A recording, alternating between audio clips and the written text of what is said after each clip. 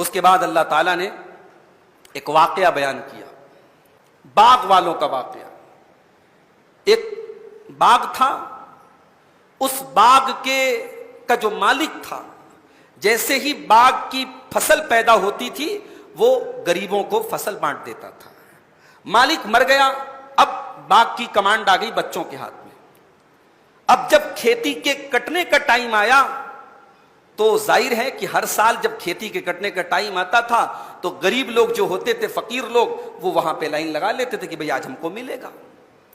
تو یہ جو باغ کا مالک تھا، اس کے جو لڑکے تھے یہ بڑے بخیل اور کنجوس تھے۔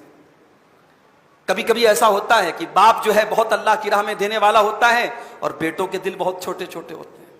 کبھی اس کا اپوزٹ بھی ہوتا ہے، کبھی ایسا ہوتا ہے باپ بڑے چھوٹے دل کا ہوتا ہے لیکن بیٹوں کو اللہ تعالیٰ سخاوت دے دیتا ہے، ان کا دل بڑا ہوتا ہے۔ ہم نے ایسی بھی مثالیں دیکھی۔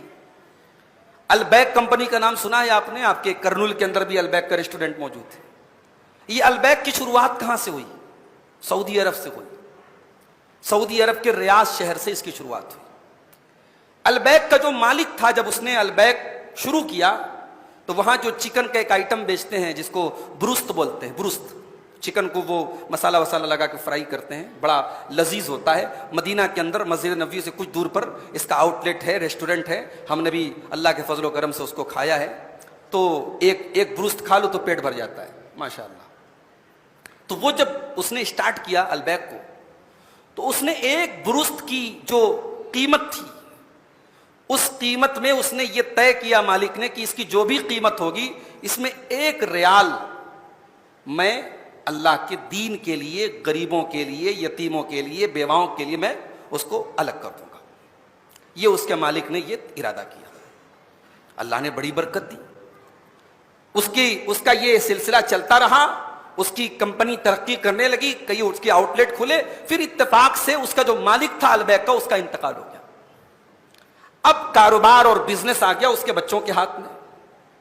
اب جن غریبوں کی وہ مدد کرتا تھا، جن یتیم خانوں کی وہ مدد کرتا تھا، جن ٹرسٹ کی وہ ہیلپ کرتا تھا، وہ لوگ البیک کمپنی کے مالک کے بچوں کے پاس آئے اور کہا کہ بھئی آپ کے جو ابو تھے انہوں نے ایک نظام بنایا تھا کہ ہر بروست کی جو سیل ہوتی تھی اس سیل کی قیمت میں 1 دینار وہ اللہ کے راستے میں دیتے تھے۔